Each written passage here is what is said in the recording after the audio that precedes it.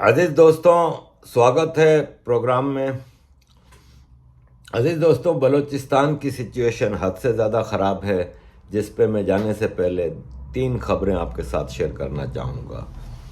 Pakistan army ने China से 5th generation FC-31 fighter jet खरीदे हैं और उसका एग्रीमेंट चल रहा है।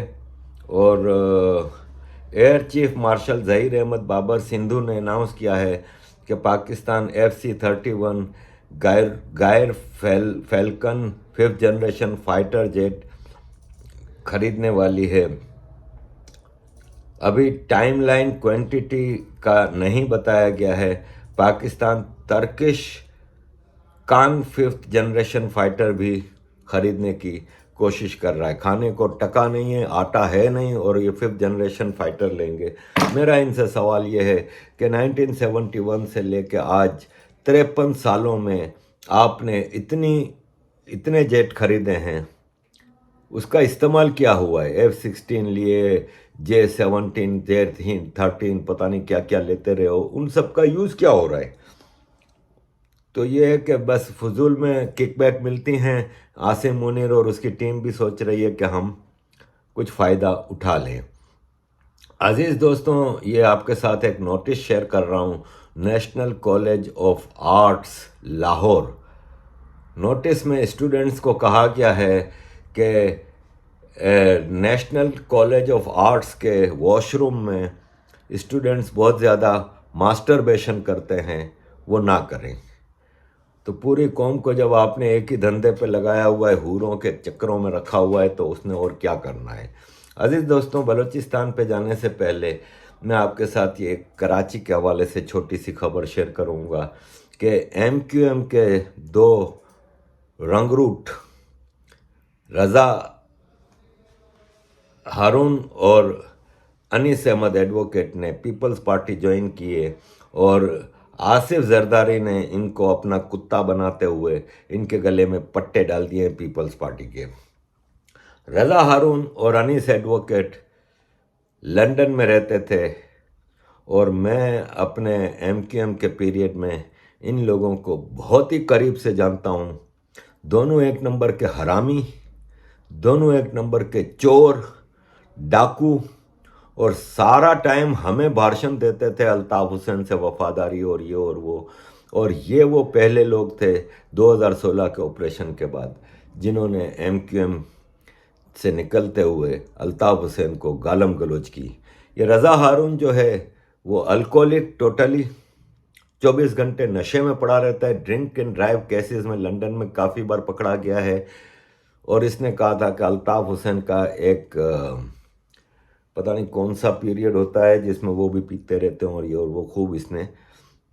और इन्होंने PSP बनाई थी, पाकिस्तान पाक सरजमीन पार्टी, मुस्तफ़ा कमाल के साथ। वो PSP तो चली नहीं। आर्मी ने बहुत कोशिश की उसके अंदर जान डालने की, वो एक काउंसलर की सीट नहीं जीत सके थे। तो फिर PSP तोड़ के मुस्तफ़ा कमाल वापस MQM पाकिस्तान, जो कि MQM का आर्मी ग्रुप था, पाकिस्तान आर्मी ने जो ग्रुप बनाया था उसमें चले गए थे और कई लोग चले गए थे। तो ये रज़ा हारून और अनीस एडवोकेट नहीं गए थे और ये अब पीपल्स पार्टी के आसिफ जरदारी के कहने पे अब भौंकेंगे। इनको माल लग गया है। रज़ा हारून 2% का आदमी, अनीस एडवोकेट 2% का आदमी, इनके पास खाने को पैसे नहीं होते थे। आज ये करोड़ों की प्रॉपर्टियों के मालिक हैं। कनाडा, लंदन, पाकिस्तान, दुबई, पता नहीं कहाँ कहाँ। अब ये पॉलिटिक्स करेंगे कराची के। अब जो 8 फरवरी के इलेक्शन नज़र आ रहे हैं, तो पीपल्स पार्टी के पास ज़ाहिर है कराची से कोई कैंडिडेट्स हैं नहीं। इनके सारे कैंडिडेट्स अंदरून सिंध के वडेरे जागीरदार हैं। तो पीपल्स पार्टी ने इनको ख़रीदा है और ये अब पीपल्स पार्टी के पीछे दुम हिलाते हुए कुत्ते की तरह चलेंगे। अजीज़ दोस्तों, बलूचिस्तान का इशू बहुत ही मुश्किल हालात पे चला गया है और सिचुएशन बहुत ही ज़्यादा ख़राब है। बलोच औरतों ने अपना कैंप जारी और सारी रखा है। इस्लामाबाद की कड़कड़ती सर्दी में वो औरतें और बच्चे वहाँ पे बैठे हुए हैं और आज महीने से ऊपर हो गया है कोई इनका पुरसान हाल नहीं। पुलिस इनके साथ बदसलूकी करती है और इनको मार कुटाई करती है। इनके साथ जो सलूक हो रहा है ये आप देख रहे हैं। इनको लातें घूंसे मारे जा रहे हैं। आदमियों की तरफ से, मतलब मेल पुलिस की तरफ से इन औरतों पे ये अत्याचार हो रहा है। इनको गाड़ियों में बंद कर करके पुलिस स्टेशन ले जाया जा रहा है। और इससे बलोच कौम में जो ऑलरेडी नफ़रत मौजूद थी पाकिस्तान की पंजाबी आर्मी के ख़िलाफ़, वो इतनी बढ़ गई है कि बलोच किसी सूरत भी अब पाकिस्तान से बात तक करने को तैयार नहीं है। अज़ीज़ दोस्तों, इस इस्लामाबाद की सर्दी में जब इन औरतों और बच्चों को कुछ हमदर्दों ने कंबल लेके देने की कोशिश की तो वो आर्मी ने वो भी छीन लिए और कंबल तक इन औरतों और बच्चों को नहीं पहुंचने दिया गया। ये वहाँ पे किस तरह इतनी सर्दी में मतलब मुसलसल वहाँ पे स्ट्रांगली बैठे हुए हैं और अपनी प्रोटेस्ट को जारी रखा हुआ है। इनका ये प्रोटेस्ट लीगल है और एक जेन्युइन कॉज है कि हज़ारों लाखों बलोचों को उठा के लेके जाते हैं, गायब कर दिए जाते हैं और उनकी कभी लाश मिल जाती है और कभी कोई बड़ी कब्र मिलती है जिसमें कई दर्जन लाशें दफन होती हैं। तो अज़ीज़ दोस्तों, इस सिलसिले में हामिद मीर गए थे इन बलोचों के कैंप पे और डॉक्टर मारंग बलोच से इन्होंने आधे मिनट की एक बात की है, वो आपके सामने रखना चाहूँगा। आज चीफ जस्टिस काजी फाजिसा ने अटॉर्नी जनरल से कहा कि आप हमें कमिटमेंट दें कि आज के बाद कोई जबरी गुमशुदगी नहीं होगी। तो आपका क्या ख्याल है कि अगर फेडरल गवर्नमेंट जो है वो सुप्रीम कोर्ट में ये कमिटमेंट देती है तो उसके बाद रुक जाएगा ये सिलसिला? हम उम्मीद करते हैं रुक जाए, लेकिन हमें नहीं लगता कि ऐसी कमिटमेंट्स बहुत सी हुई हैं। और अभी हाई कोर्ट में, इस्लामाबाद हाई कोर्ट में हमारी पटिशन गई, इस हमें यहाँ बैठने के लिए उन्होंने अलाउ किया है। और अभी कुछ वॉलंटियर्स हमारे लिए कंबल लेकर आए, उनको फिर से रोका गया है। ये वो चीज़ें जो हम बताना चाहते हैं, ये वो चीज़ें जो हम एक्सपोज कराना चाहते हैं दुनिया को कि मतलब एक गैर कानूनी, गैर इंसानी अमल यहाँ इस्लामाबाद में हमारे साथ हो रहा है। वो बलूचिस्तान जो आपने देखा नहीं है, जिसके खिलाफ आप एक बयानिया, वो बयानिया जो एक रियासती बयानिया है उसको उठाते हुए आप लोग जो है ना सब ने उस पर अमल किया हुआ है, वो नहीं है बलूचिस्तान। एक और बलूचिस्तान भी है जिसको छुपाया गया है। अजीज दोस्तों, इस प्रोटेस्ट के हवाले से पाकिस्तान के puppet prime minister Anwarul Haq काकड़ ने एक बहुत ही ज़्यादा गंदी, वाहियात और बेहुदा प्रेस कॉन्फ्रेंस की थी, जिसमें इन्होंने ये कहा था कि ये सब कातिल बलोच हैं और इन्होंने ये बलोच मुजाहिदीन जो है ये टेररिस्ट हैं और इन्होंने बहुत सारे बलोचों को भी मारा है और पंजाबियों को मारते हैं। और फिर इन्होंने ये कहा कि ये इन मुसलमान पंजाबियों और बलोचों को मार रहे हैं, क्या ये हिंदू हैं जिनको ये मार रहे हैं? क्या ये क्रिश्चियन हैं जिनको ये मार रहे हैं? क्यों मार रहे हैं? यानी कहने का इनका मतलब ये है कि अगर हिंदू और क्रिश्चियन को मारो तो सही है, कोई मसला नहीं। आप मुसलमान पंजाबी और बलोचों को क्यों मार रहे हैं? ये माइंडसेट, ये जहनियत देखें आप पाकिस्तान की ruling oligarchy led by Pakistan army कि किस तरह का मैसेज दे रहे हैं कि अगर आप किसी हिंदू क्रिश्चियन को मार रहे हैं तो सही है, आप मुसलमान को क्यों मार रहे हैं?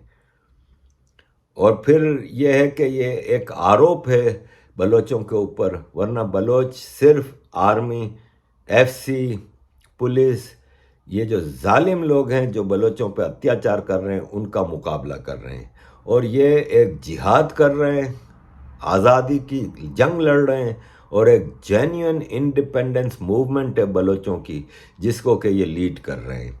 सरदार अताउल्ला मैंगल साहब के फर्जंद Sardar Akhtar Mengal, ex chief minister Balochistan, काफ़ी अरसे से कोशिश कर रहे हैं कि विद इन द सिस्टम रह के बलोचों के मसले हल किए जाएं और इलेक्शंस में भी हिस्सा लेते रहे, कई गवर्नमेंट्स का हिस्सा रहे, लेकिन आखिर अब उनको भी अंदाज़ा हो गया है कि बलोच रिसोर्सेज की लूट मार पंजाबी आर्मी करती रहेगी, बलोचों को बेसिक ह्यूमन राइट्स नहीं मिलेंगे। सरदार अख्तर मैंगल ने अभी एक प्रेस कॉन्फ्रेंस की जो कि बहुत लंबी चौड़ी थी। Press conference actually puppet prime minister Anwarul Haq Kakar के उस गंदी प्रेस कॉन्फ्रेंस का जवाब थी। अख्तर मेंगल साहब की प्रेस कॉन्फ्रेंस तो 1-1.5 घंटे की थी। मैं उसमें से आपको 1 मिनट और 50 सेकंड की एक वीडियो दिखाना चाह रहा था। देखिए, आज जो लोग पहाड़ों पर हैं वो कल इसी आपके प्रेस क्लब में मुखातिब भी थे। वो जिस जमहूरी प्रोसेस का हिस्सा थे, उन्होंने जमहूरी अंदाज में अपना नुक्ता बयान किया और अपने बुनियादी हुकूक के हुसूल के लिए जद्दोजहद की।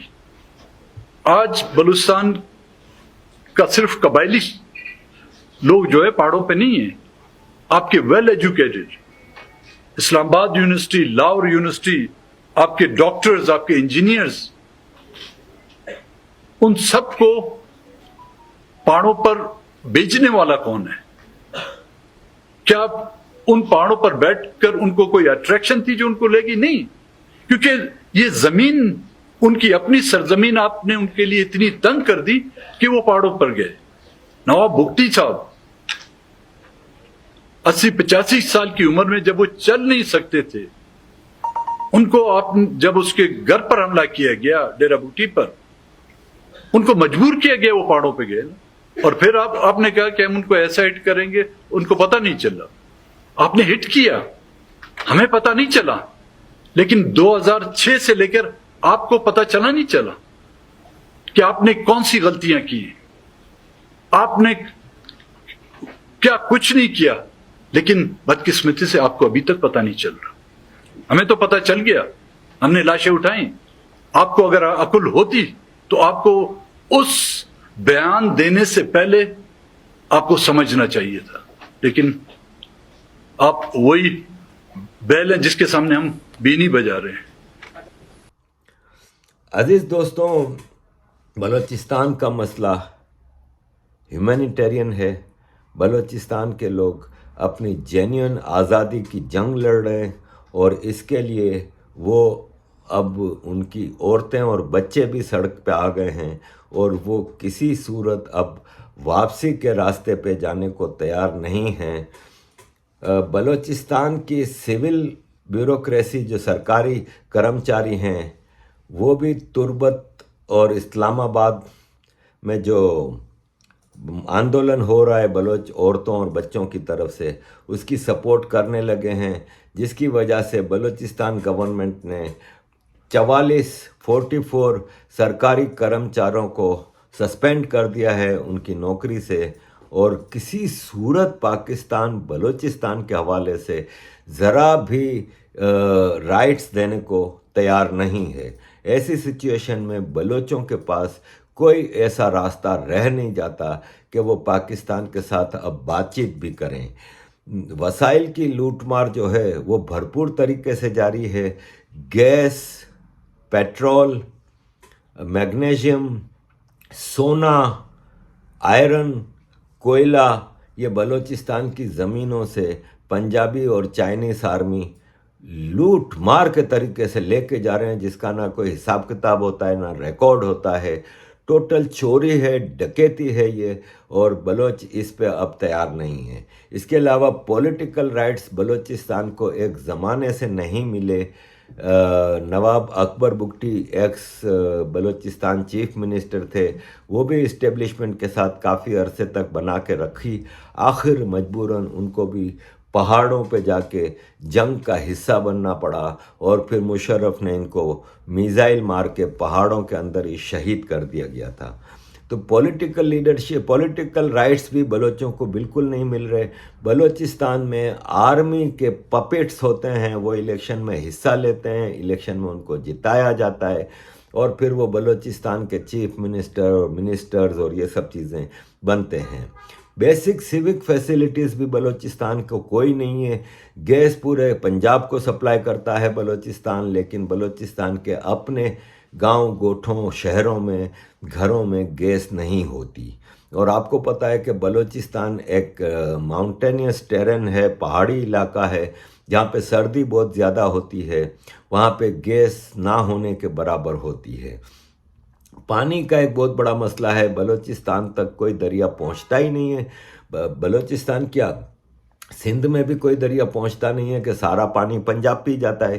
सारे जो कश्मीर और गिलगित बल्तिस्तान से जो दरिया आते हैं पाकिस्तान में, वो पंजाब को तो हरा भरा रखते हैं, पंजाब के लोगों को पानी की कोई तकलीफ़ नहीं होती, लेकिन वो सिंध और बलूचिस्तान पहुंचते पहुंचते सूख जाते हैं, जिससे पाकिस्तान का सबसे फर्टाइल इलाका सिंध बंजर बनता जा रहा है। और बलूचिस्तान में तो पानी बिल्कुल नहीं है, कोई सिविक फैसिलिटीज़ जैसे कचरे की उठाने की facilities, gutter, drain, street lights, roads, gardens, कोई फैसिलिटी बलूचिस्तान में सिविक फैसिलिटीज़ नहीं है।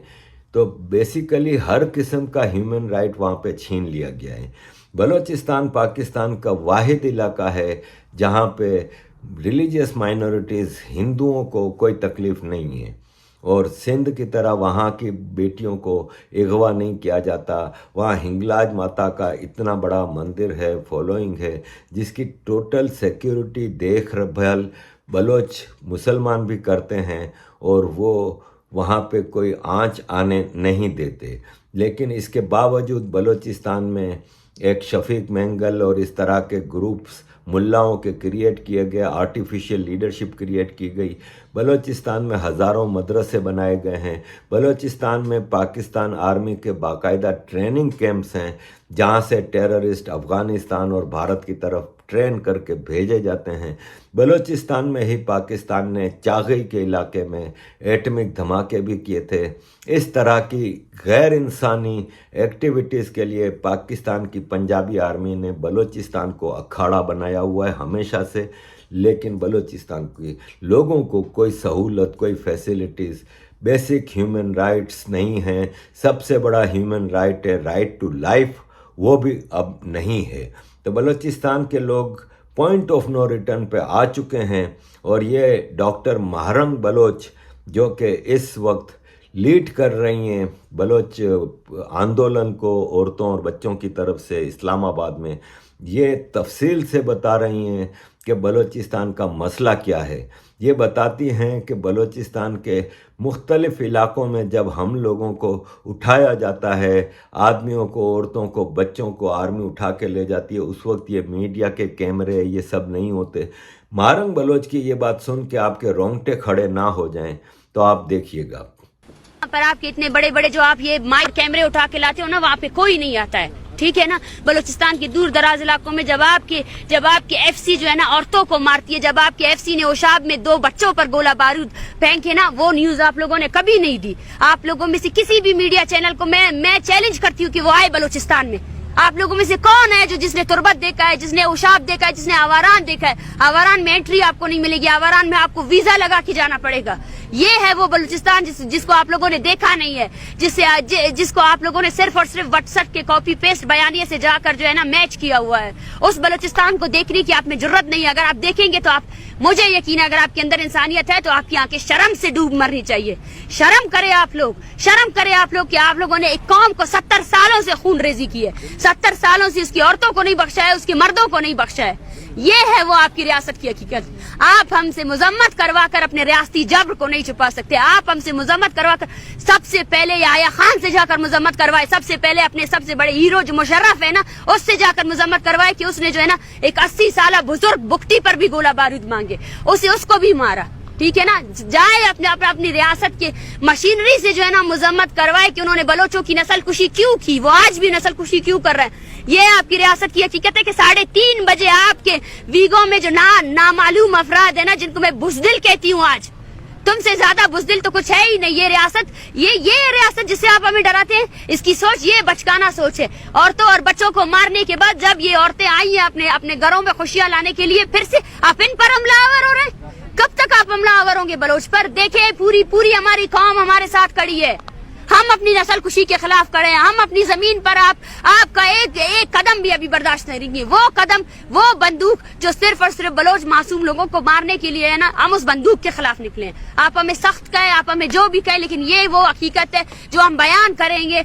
आपका मुकरू चेहरा जो है ना इस दुनिया को दिखाएंगे जब आप यूएन में जाकर जो है ना कश्मीर के लिए बात करते हैं, मैं कश्मीरियों से भी कहती हूँ कि पाकिस्तान आपका कोई हमनवा नहीं है। अगर पाकिस्तान हम बलोचों की नस्लकुशी कर रहा है ना, वो फिर वो किसी भी मजलूम के जो हक की बात करता है वो भी जस्टिफाइबल नहीं है। उसने आज तक प्रैक्टिकली तौर पर कुछ भी ऐसा नहीं किया जिससे जो है ना ये मजलूम लोगों की नस्लकुशी को रोका जा सके। 4 दिन हो गए आपको इस सर्दी में बैठे हुए, इस्लामाबाद की सर्दी में, और अभी तक आपके मुज़ाकरात आगे बढ़ सके हुकूमत की जानिब से या रियासत की जानिब से किसी ने आपसे रब्ता किया एक सीरियस टॉक के? बिल्कुल भी नहीं। मैं यही कहना चाहती हूँ, अगर आज पूरी मीडिया मुझे देख रही है, आज पूरी दुनिया मुझे देख रही है ना कि 70 सालों से बलोचों की खून रेजी को जस्टिफाई किया गया, ये 30 दिनों की तहरीक के साथ जो कुछ हो रहा है आपके कैपिटल में ना, वो उसका जीता जागता सबूत है। जहीर बलोच को 4 दिन से जो है ना अगवा करके रखा हुआ है इन्होंने। लापता अफराद के वो लवाकिन जो मार्च का हिस्सा बने थे, जो चाहते थे कि उनके प्यारे रिहा हो जाए, वो गिरफ्तार आपके जेलों में पड़े हुए हैं। आप क्या हमारे साथ मुज़ाकरात करेंगे? ये औरतें बोल रही है आप हमारे बच्चों को कैसे लाएंगे? आप लोगों ने और मर्दों को गिरफ्तार कर लिया, और मर्दों को जिबरी गुमशुदा कर लिया। ये औरतें ये बोल रहे हैं हम पुरअमन तौर पर आए, हमारे बेटों को अपने ये इमारत जिनको आप सुप्रीम कोर्ट कहते हो ना, वहाँ पे पेश करो ना। और आपका जवाब ये है कि आप इन औरतों पर जो है ना बंदूक बरादर लोगों को 3:30 बजे रात के पैर बुलाते हो ताकि ये लोग डर जाए, ताकि ये लोग डर के मारे चले जाए। कहाँ जाएंगे हम? क्या आपको लगता है कि आपने इतनी खून रेजी की है, उसके बाद एक कौम खामोश रह सकती है? ये तो नामुमकिन चीज है ना। देखें, ये डिपेंड करता है रियासत पर। हमारे आज अल्टीमेटम का आखिरी दिन है और हम रियासत से ये कहना चाहते हैं कि सबसे पहले वो संजीदगी दिखाए। जिन स्टूडेंट्स को उन्होंने जहीर को जो अगवा किया हुआ है उसको लेकर आए, जिन लवाकिन को, जिन लोगों को इन्होंने अपने जेलों में डाला हुआ है ना, उनको लेकर आए। उसके बाद जो है ना बलूचिस्तान को बंद करने की भी कॉल देंगे। आज पूरा बलूचिस्तान हमारे साथ खड़ा हुआ है। आज ये सिर्फ चंद लोग नहीं है जिनके प्यारों को आपने उठाया हुआ है, हजारों ऐसे लोग हैं जिन्होंने लाशें उठाई है, औरतों को मारा है आप लोगों ने। मलिक नाज जैसी औरत को है ना, जहाँ आपके डेथ स्क्वाड्स वालों ने मारा है, बच्चों को मारा हुआ है। दो मासूम बच्चे जो है ना आपके एफसी के गोला बारूद से मारे गए। आयात जैसा स्टूडेंट जिसकी माँ जो है ना रोजगार कर करके उसको पढ़ा रही थी ना, उसको भी आपने मारा है। एक भी ऐसा बंदा नहीं है, एक भी ऐसा फर्द नहीं है जो आपसे कहे कि आपने उसकी तहफ़्फ़ुज़ किया। तहफ़्फ़ुज़ के नाम पे आपने सिर्फ लोगों को मारा है। और ये जो मूवमेंट है ये आग की तरह बलूचिस्तान में फैलेगी। और ये पहली मूवमेंट नहीं है, 70 सालों से बलोच अपनी बका की जंग लड़ रहा है। वो जंग उसने जो है ना पुरअमन तरीके से लड़ी है और वो उस नस्ल कुशी के खिलाफ है जिसकी पॉलिसी के तहत 1948 से लेकर आज 2023 तक भी बलोचों की 6 नस्लों को खत्म करने के बाद भी ना ये रियासत बलोचों की आने वाली हर नस्ल को खत्म करना चाहती है। अच्छा, स्टेट एंड फिगर्स जो हैं वो कितने के बलोचिस्तान के मिसिंग पर्सन, जो मेरी इन्फॉर्मेशन है वो 15 से 17 हज़ार तक लोग मिसिंग पर्सन है। देखें, इस पर हमारी तंजीम है voice for Baloch missing person, वो काम कर रही है, उसके पास डेटा है, ठीक है ना। और डेली के हिसाब से आज मैं आपको बताती हूँ कि आज भी 4 लापता अफराद के लवाकिन इस कैंप को आकर ज्वाइन कर रहे हैं। कल जो है ना सरफराज बुख्ती के हल्के से, डेरा बुख्ती से लोग आए हैं, इस धरने में बैठे हुए हैं। तो आपको उस फिगर का अंदाजा ही नहीं है। बलूचिस्तान एक कॉलोनी की तरह, बदबख्तों वहाँ कुछ नहीं है, ना खाने को कुछ है। आप लोगों ने ना मीडिया वहाँ जाती है, ना आपकी रियासती अदारे जो है ना वहाँ इंसाफ फराम करते हैं। आपने जो data voice for Baloch missing person बता रही है उससे हजारों की तादाद में आपने लोगों को गिरफ्तार किया है, लोगों को जो है ना आपने बंदी बनाया हुआ है। तो वो डेटा, इसी वजह से हमारा मेन मुतालबा ये है कि यूएन की वर्किंग ग्रुप आए वो बलूचिस्तान में होने वाली इंसानी हुकूक की पामालियों का नोटिस ले, ना बलोच की माने ना किसी और की। और अगर पाकिस्तान ये कहती है कि ये कोई एजेंट है और ये जो है ना यरगमाल बनाए हुए है रियासत को ना, तो मैं उनको चैलेंज करती हूँ कि आप यूएन की वर्किंग ग्रुप को बुलाएं और उनको बोले कि बलूचिस्तान में होने वाली इंसानी हुकूक की पामालियों का नोटिस ले। फिर आपके तमाम जराइम जो आपने बलोचों के साथ किए वो पूरी दुनिया के सामने आ जाएंगे। मैं डॉक्टर फिजा को बोलती हूँ, जो वर्दी आपने पहनी हुई है ना वो ही आपकी हकीकत है। उस वर्दी के साथ जो है ना आप माइक ना उठाएं, वो माइक आप पे जचती नहीं है। आपने जो है ना माइक की सबसे ज्यादा बेहरमती की। हमने आपको इज्जत दिया, हमें पता था आपका चैनल किसकी चापलूसी कर रहा है, हमें पता था आपके चैनल को फंड कौन दे रहा है, हमें पता था आपके चैनल ने जो है ना पाकिस्तान भर में जो रियासती एजेंसियां कर रही है आप सिर्फ उन्हीं की बयानियों को वो करें। आप अपने चैनल का नाम बोल न्यूज़ की जगह अगर ISPR का न्यूज़ रख देना